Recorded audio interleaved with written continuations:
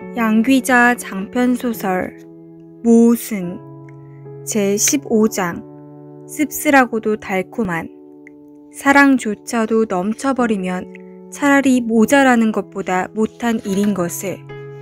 방법이 없었다. 나는 회사가 한가한 1월 한 달간 월급 없이 쉬어도 좋다는 허락을 받았다. 잠시도 아버지를 혼자 둘 수가 없었기 때문이었다.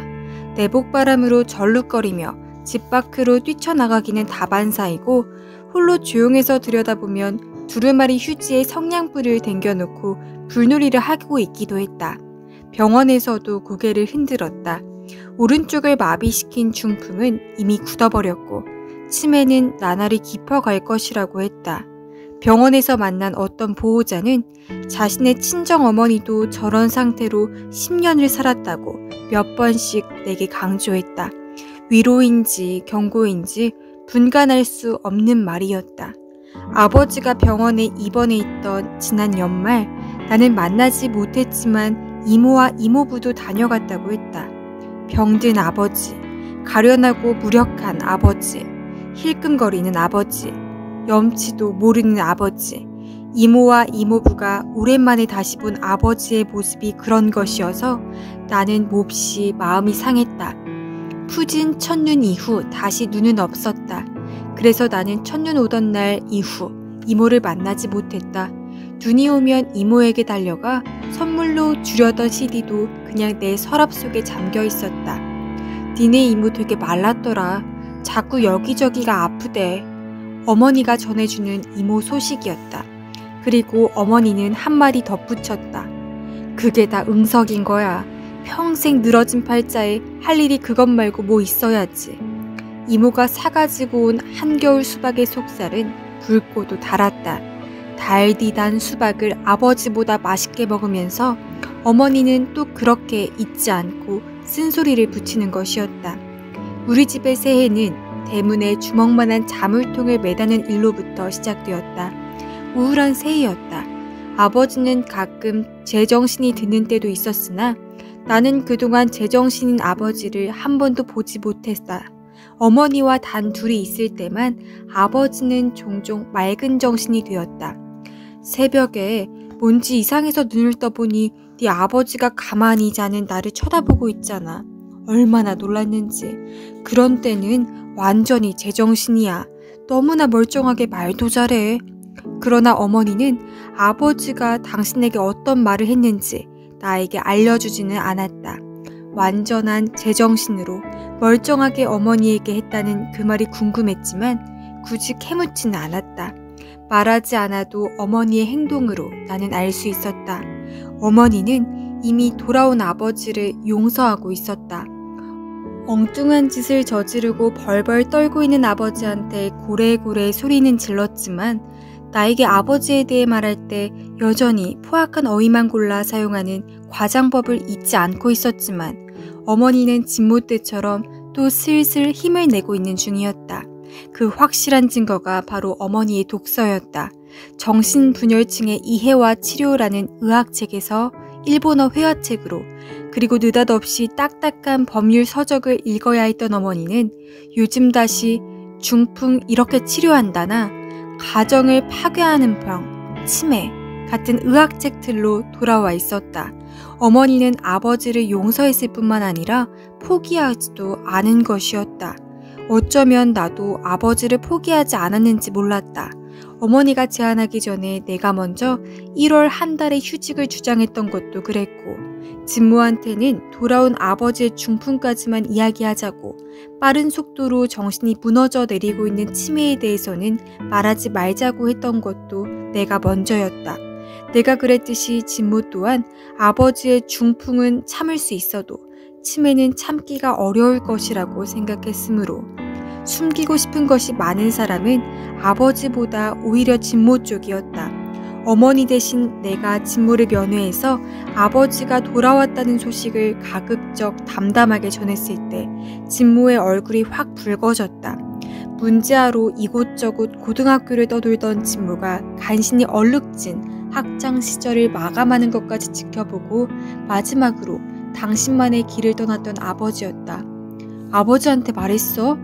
내가 여기에 있다는 말 했어? 진모가 내 눈치를 살피며 조심스럽게 물었다. 그 사이 수염은 보기 좋게 자리를 잡아서 이제는 누가 보아도 조폭의 거물급 조직원으로 보일만 했다. 아버지가 나에 대해서 안 물어? 나 안 찾았어? 나 취직해서 지방에 내려가 있다고 그래. 거기까지만 말해. 그 다음부터는 내가 말할 거야. 나 아버지한테 하고 싶은 말이 많은 사람이야. 하고 싶은 말이 많다고? 아버지에 대한 분노보다 아버지에 대한 그리움이 더 많이 묻어있는 진모의 그 말이 의미심장했다. 나한테 그랬듯이 아버지는 진모에게도 아버지만이 알고 있는 삶의 비밀을 나누어 주었던 것일까? 아마 아버지는 그랬을 것이다. 나를 사랑한 방식대로 아버지는 아들도 그렇게 사랑했을 테니까. 시장이 쉬어서 어머니가 아버지를 지킬 수 있었던 1월의 어느 날, 나는 미루었던 김장우와의 약속을 지켰다. 붉은 장미 한 다발과 케이크를 사들고 찾아간 그의 아파트에는 형과 형수, 그리고 2명의 조카와 조그마한 강아지가 한 마리 있었다. 거기에 김장우까지. 대식구가 살기로는 너무 협소한 공간이었지만 모두들 아주 밝은 표정이어서 모처럼 기분이 좋았다. 그 집에 모인 모든 사람들은 하물며 조그마한 강아지까지도 내가 머지않은 미래에 한 집안 식구가 될 것이라는 사실을 조금도 의심하지 않고 있었다. 형은 첫눈에도 선량한 사람인 것을 알아볼 수 있었고 형수는 순하고 후덕한 사람이었다. 형은 나를 재수씨라고 불렀고 형수는 당장에 동서라고 호칭했다. 김장우에게는 한 번도 들어보지 못했던 우리들의 결혼 계획도 형의 입에서는 술술 흘러나왔다. 그들의 말에 의하면 우리는 올봄에 결혼식을 올릴 것이고 신혼집은 부근의 작은 아파트가 될 모양이었다. 형과 형수가 우리들의 신혼집 전세금을 마련하기 위해 전력 투구하고 있다는 증거는 집안 여러 곳에 눈물겨운 내핍의 흔적으로 얼마든지 확인할 수 있었다. 처음 방문한 나를 위해 마련한 것이 돼지 불고기인 것도 그의 형수 말대로 하면 지금 쇠고기 먹으면 뭐해요? 우리 도련님 장가 보내놓고 나중에 먹으면 더 좋죠. 라는 식이었다. 그림 같은 풍경이었다. 형은 동생은 형을 자신들의 목숨보다 더 사랑하고 있었다. 김장우는 형이 무어라 말할 때마다 연신 나를 돌아다 보았다. 저런 내 형을 너도 나처럼 좋아해주면 정말 좋겠다는 듯이. 혹시 너보다 더 형을 사랑해도 용서해 달라는 듯이.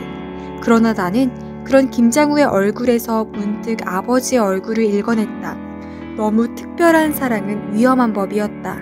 너무 특별한 사랑을 감당할 수 없어서 그만 다른 길로 달아나버린 아버지처럼 김장우에게도 알지 못하는 생의 다른 길이 운명적으로 예비되어 있을지 몰랐다. 지금은 아무도 알지 못하지만 알아도 어떻게 할 수 없겠지만 사랑조차도 넘쳐버리면 차라리 모자라는 것보다 못한 일인 것을 착하고 착한 우리 안진진, 정말 착하고 착한 내 안진진. 그날 형을 만나고 돌아오는 길목, 우리 집 어디쯤의 으슥한 골목에서 김장우는 몇 번이고 그렇게 주문을 외우면서 내 이마에, 내 코에, 내 입술에 입맞추었다. 씁쓸하고도 달콤한 입맞춤이었다.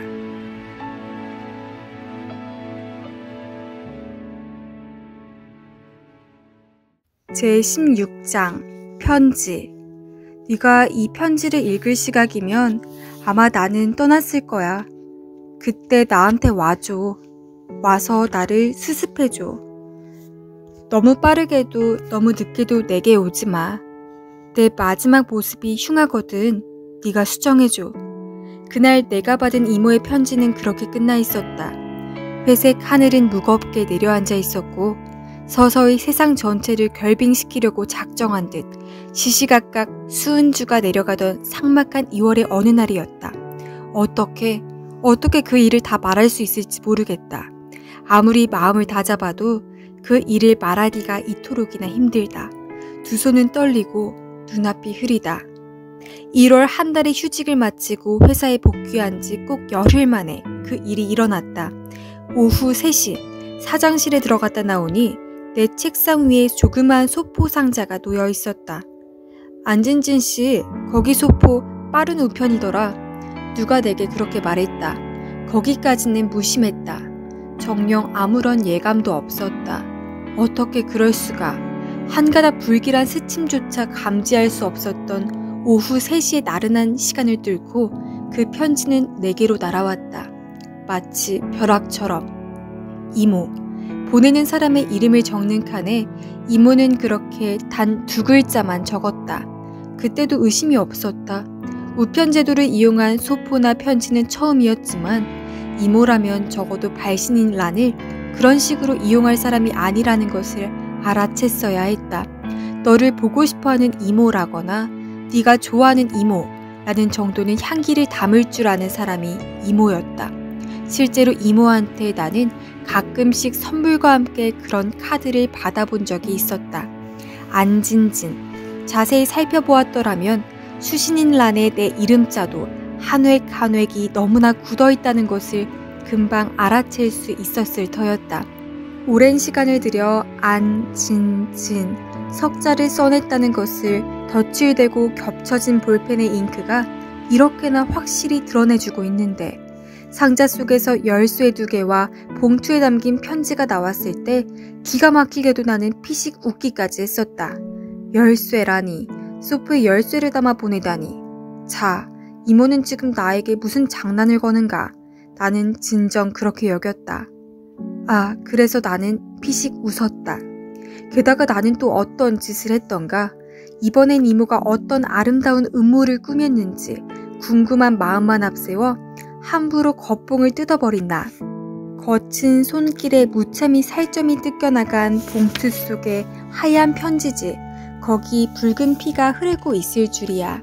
처음이자 마지막이었던 이모의 편지는 진진아 하고 정답게 내 이름을 부르면서 시작되고 있었다. 진진아, 지난 며칠간 너에게 편지를 쓰기 위해 얼마나 많은 생각을 하고 또 했는지. 정작 지금 편지를 쓰는 순간에는 너무 지쳐서 준비해두었던 그 많은 말들을 떠올릴 힘이 나지 않는다. 이 편지를 너한테 보내야 한다는 결심은 아주 쉽게 했었어. 너한테는 미안한 일이지만 아무리 생각해도 너밖에 없는 거야. 너라면 내가 다 하지 못하고 가는 내 삶에 대한 변명을 마저 채워줄 수 있을 것 같았지. 너라면 나도 부끄럽지 않을 것 같았어. 나 이제 끝내려고 해. 그동안 너무 힘들었거든. 무엇이 그렇게 힘들었냐고 묻는다면 참 할 말이 없구나. 그것이 나의 불행인가 봐. 나는 정말 힘들었는데 그 힘들었던 내 인생에 대해 할 말이 없다는 건 말이야. 어려서도 평탄했고 자라서도 평탄했으며 한 남자를 만나 결혼을 한 이후에는 더욱 평탄해서 도무지 결핍이라고는 경험하지 못하게 철저히 가로막아버린 이 지리멸렬한 삶. 그래서 그만 끝낼까 해. 나는 늘 지루했어. 너희 엄마는 평생이 바빴지. 새벽부터 저녁까지 돈도 벌어야 하고 무능한 남편과 싸움도 해야 했고 말 안 듣고 내빼는 자식들 찾아다니며 두들겨 패기도 해야 했고 언제나 바람이 싱싱 일도록 바쁘게 살아야 했지. 그런 언니가 얼마나 부러웠는지 모른다. 나도 그렇게 사는 것처럼 살고 싶었어. 무덤 속처럼 평온하게 말고 무덤 속에서 벌떡 일어나 사는 것처럼 한번 살아보는 상상도 적잖이 해보았지. 하지만 쉽지 않았다. 나는 너무나 튼튼한 성곽에 갇혀 있었고 성곽을 부수자니 마음을 다칠 사람들이 너무 많았어. 나 하나를 위해서 그렇게까지. 나 때문에 그러는 거 나는 정말 못 견디겠더라. 그렇다면 다른 사람들처럼 그냥 묵묵히 사는 길도 있는데 난 그것도 안 돼. 정말 안 돼. 이럴 수도 저럴 수도 없어서 진진아. 나 여기서 그만 이 생을 끝내기로 했다. 죽는 일보다 사는 일이 훨씬 많은 용기를 필요로 한다는 것을 절실히 깨달았거든. 나는 용기가 없어서 너무나 바보 같아서 여러 사람이 크게 다치는 대형 사고를 만나면 절대 생존자 명단에는 오르지 못할 위인이라는 것 잘 알아. 그러니 이 죽음도 뜻밖의 만난 하나의 사고라고 여기자. 진진아, 사고 뒤처리를 너한테 맡기고 가는 이모를 제발 용서해 주길. 네가 이 편지를 읽을 시각이면 나는 아마 떠났을 거야. 그때 나한테 와줘. 와서 나를 수습해줘. 이모부가 출장에서 돌아오는 시간은 그 이후일 거야. 숫자에 약한 내가 거듭거듭 시간을 계산하고 우체국에 가서도 물어보고 했으니 설마 틀리지 않겠지. 진실로 이 마지막 일에는 실수하고 싶지 않다. 주리와 주혁이한테도 네가 나를 변명해 주길 바래. 그 애들은 공부가 끝나도 돌아오지 않고 그곳에서 살기로 결심했단다. 내가 없으면 훨씬 홀가분하게 이 땅을 잊을 수 있겠지. 그 애들을 원망하진 않아. 그 애들처럼 살 수 없는 내 자신이 원망스럽지. 진진아, 너무 빠르게도 너무 늦게도 내게 오지 마. 내 마지막 모습이 휴가거든. 네가 수정해줘.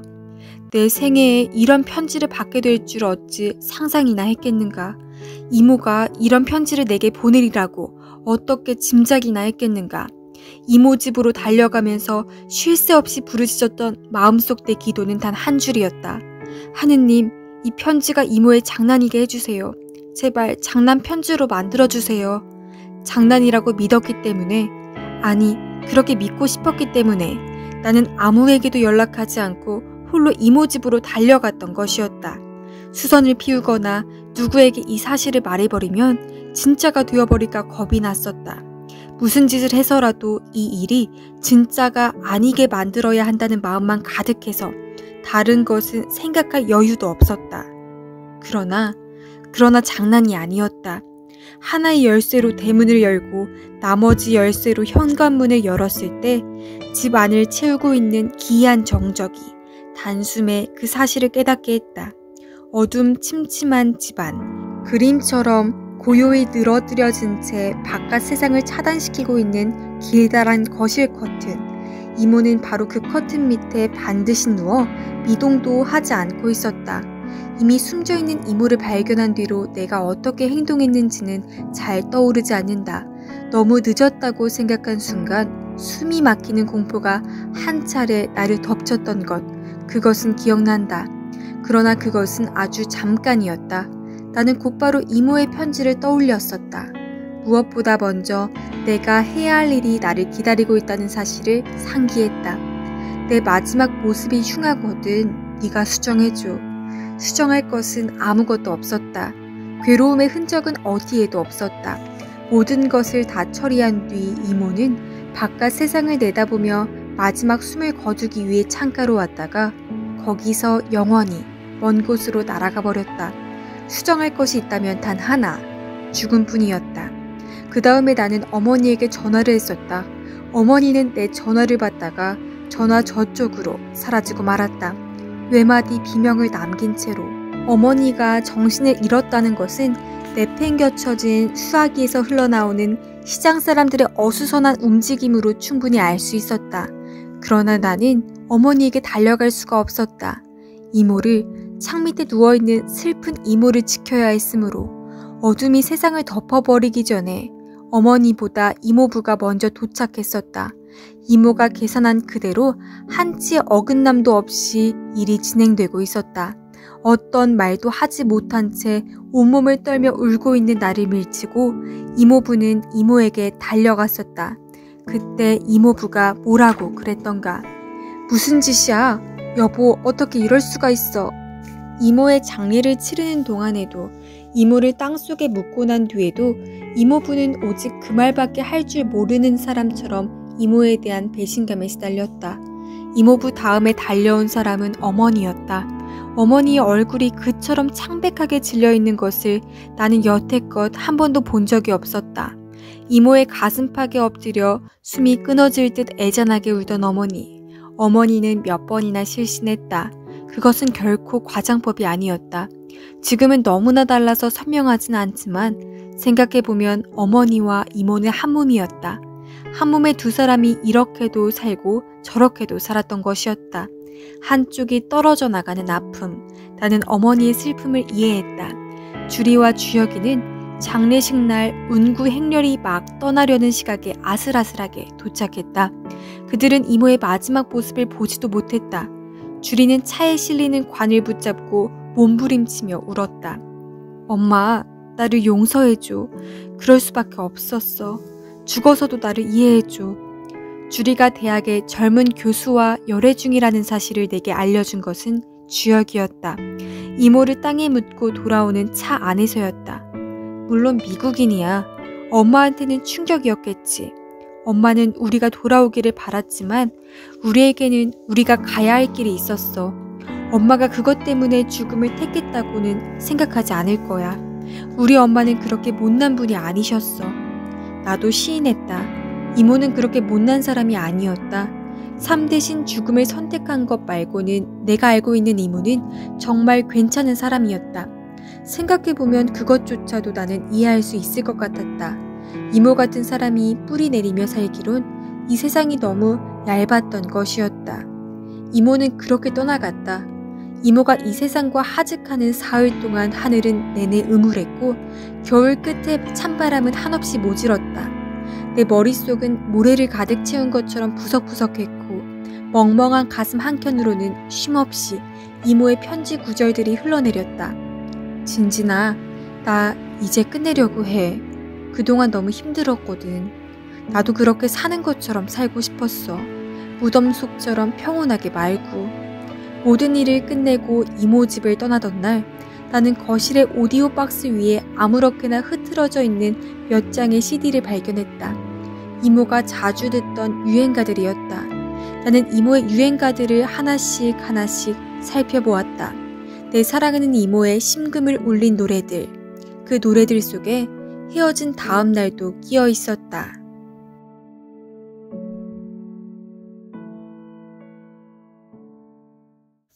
제17장 모순. 옛날 창과 방패를 만들어 파는 사람이 있었다. 그는 사람들에게 자랑했다. 이 창은 모든 방패를 뚫는다. 그리고 그는 또 말했다. 이 방패는 모든 창을 막아낸다. 그러자 사람들이 물었다. 그 창으로 그 방패를 찌르면 어떻게 되는가? 창과 방패를 파는 사람은 그만 입을 다물고 말았다. 이모가 죽고도 세월은 흘렀다. 이모를 죽인 겨울이 지나고 봄은 무르익어 사방에 꽃향기가 난만했다. 겨울이 있어서 봄도 있을 수 있다. 나도 세월을 따라 살아갔다. 살아봐야 죽을 수도 있는 것이다. 아직 나는 그 모순을 이해할 수는 없지만 받아들일 수는 있다. 삶과 죽음은 결국 한 통 속이다. 속지 말아야 한다. 살아있는 사람들의 사소한 이야기는 계속된다. 죽기 전에는 아무도 인생에 별 볼 일 없는 사파들을 멈추게 하지 못한다. 우리는 크고 작은 액자들 안에 우리의 지나간 시간들을 걸어놓으며 앞으로 걸어간다. 이모부는 건재하다. 이모의 엄청난 배신으로 상처는 입었으나 정시에 출발하고 정시에 도착하기 위해 애쓰는 기차를 멈추게 하지는 못하였다. 주리는 미국에서 푸른 눈과 밤색 머리카락을 가진 남자와 결혼식을 올렸다. 그리고 내 어머니에게 사진을 보내왔다. 사진 속의 주리는 신부답게 활짝 웃고 있었다. 그러나 곰곰 살펴보니 주리의 입은 활짝 열려 있었지만 주리의 눈은 웃고 있지 않는 것처럼 보였다. 아마도 주리에게 엄마의 죽음은 생애 유일했던 그리고 최대의 고통이었으리라. 이모는 자신의 죽음으로 자식들의 삶이 완벽하게 질이 멸렬해지는 것을 막아냈다. 주리와 주역은 평생 자기 어머니의 죽음을 반추하며 살아갈 것이었다. 진모는 아직도 갇혀있다. 사방이 벽인 감방에서, 그리고 자신의 짧은 생애 동안 공고하게 구축해 놓은 우상의 세계에서. 삶의 사소한 사건은 갇혀있는 진모에게도 일어났다. 결국 비둘기가 떠난 것이다. 진모가 쏟아놓는 수뇌부의 대사를 사실로 믿은 비둘기는 눈물을 머금고 호주로 유학길에 올랐다. 그곳에는 이미 비둘기의 언니 하나가 자리를 잡고 있었다.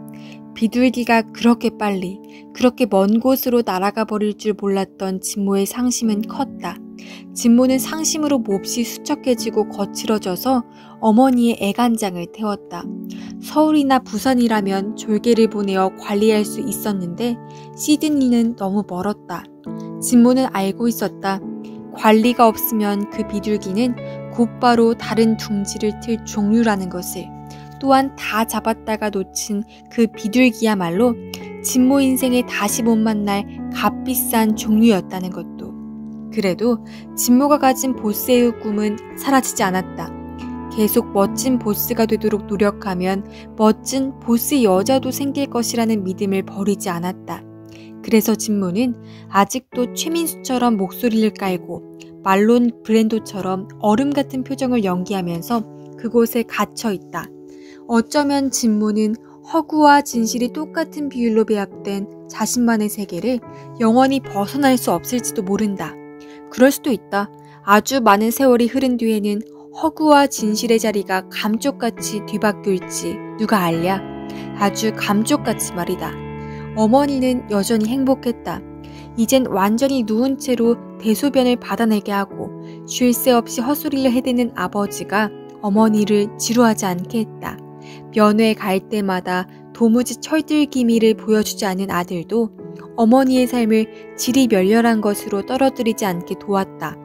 부쩍 말수가 줄고 홀로 처박혀 있길 좋아하는 나, 안진진의 우울도 어머니를 행복하게 해준다.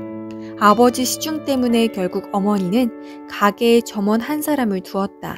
얼마 되지 않은 수입에서 점원 월급까지 나가고 보니 그것 또한 어머니의 나날을 긴장으로 채워주는 것이었다. 어머니는 더욱 바빠졌고 나날이 생기를 더해갔다. 어머니의 불행하고도 행복한 삶. 아버지는 이미 오래전에 자신의 인생을 벗어던지고 덤으로 살고 있는 사람이었다. 진짜 인생은 자기 혼자 다 즐기고 덤으로 얹혀진 인생의 시기에 비로소 가족에게 돌아온 아버지는 천진난만 그 자체였다. 생의 이면을 보아버린 자의 그 많은 갈등과 괴로움도 단숨에 압축해버리니 별것도 아니었다. 남은 것은 음식의 탐욕, 그것뿐이었다. 아버지의 뇌파는 오직 먹는 것에만 싱싱하게 반응하고 있었다.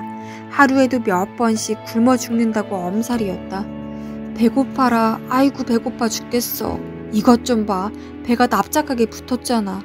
슬픈 일모를 이야기하고 아름다운 비밀 반쪽을 나에게 나누어 주던 아버지는 사라졌다. 나는 그것을 확인했다. 아버지 손과 내 손을 맞추어 보았지만 맞지 않았던 것이었다. 병과 늙음이 아버지의 손을 축소시켜 놓았다.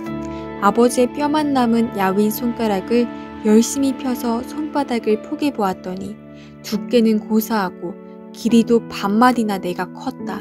그래서 아버지는 지금도 나를 알아보지 못하고 있다. 아마도 우리는 영영 서로를 알아보지 못한 채 헤어질 것이다. 왜 사랑하는 우리를 멀리하고 떠돌아야만 했는지 물어보지도 못한 채 아버지와 나는 헤어질 것이었다. 어쩌면 바로 그것이 아버지가 내게 물려주고 싶었던 중요한 인생의 비밀이었는지도 모를 일이었다. 옛날 창과 방패를 만들어 파는 사람이 있었다. 그는 사람들에게 자랑했다. 이 창은 모든 방패를 뚫는다. 그리고 그는 또 말했다. 이 방패는 모든 창을 막아낸다. 그러자 사람들이 물었다. 그 창으로 그 방패를 찌르면 어떻게 되는가? 창과 방패를 파는 사람은 그만 입을 다물고 말았다. 이제는 나의 이야기를 해야 할 차례다. 나는 곧 결혼한다. 어머니와 이모에 이어 나도 4월에 신부가 된다. 물론 4월 1일 만우절은 아니다. 1년 전쯤의 어느 날 아침 불현듯 잠에서 깨어나는 순간 내 인생에 나의 온 생애를 다 걸어야 해. 꼭 그래야만 해. 라고 부르짖었던 나의 다짐이 마침내 결혼이라는 실천의 단계에 이른 것이었다. 그 다짐에 충실했던 1년이었다. 살필 수 있는 만큼은 다 살폈고 생각할 수 있는 것은 다 생각했다. 그리고 결정했다. 4월의 결혼식에 내 손을 잡아줄 남자는 그래서 나영규가 되었다. 일이 그렇게 되었으므로 헤어진 다음 날은 나와 김장우의 노래가 되었다. 그러나 나는 헤어진 다음 날들은 죽음뿐이라고 생각한 이모와는 달랐다. 나는 잘 견디어냈다. 김장우는 어떠했는지 알 수 없지만 인간에게는 행복만큼 불행도 필수적인 것이다. 할 수 있다면 늘 같은 분량의 행복과 불행을 누려야 사는 것처럼 사는 것이라고 이모는 죽음으로 내게 가르쳐 주었다. 이모의 가르침대로 하자면 나는 김장우의 손을 잡아야 옳은 것이었다. 그러나 역시 이모의 죽음이 나로 하여금 김장우의 손을 놓아버리게 만들기도 했다. 모든 사람들에게 행복하게 보여졌던 이모의 삶이 스스로에겐 한없는 불행이었다면, 마찬가지로 모든 사람들에게 불행하게 비쳤던 어머니의 삶이 이모에게는 행복이었다면, 남은 것은 어떤 종류의 불행과 행복을 택할 것인지 그것을 결정하는 문제뿐이었다. 나는 내게 없었던 것을 선택한 것이었다. 이전에도 없었고 김장우와 결혼하면 앞으로도 없을 것이 분명한 그것. 그것을 나는 나영규에게서 구하기로 결심했다. 그것이 이모가 그토록이나 못 견뎌 했던 무덤 속 같은 평온이라 해도 할 수 없는 일이었다. 삶의 어떤 교훈도 내 속에서 체험된 후가 아니면 절대 마음으로 들을 수 없다. 뜨거운 줄 알면서도 뜨거운 불 앞으로 다가가는 이 모순 때문에 내 삶은 발전할 것이다. 나는 그렇게 믿는다. 우이독경, 사람들은 모두 소의 귀를 가졌다. 마지막으로 한마디. 1년쯤 전 내가 한 말을 수정한다. 인생은 탐구하면서 살아가는 것이 아니라 살아가면서 탐구하는 것이다. 실수는 되풀이된다. 그것이 인생이다.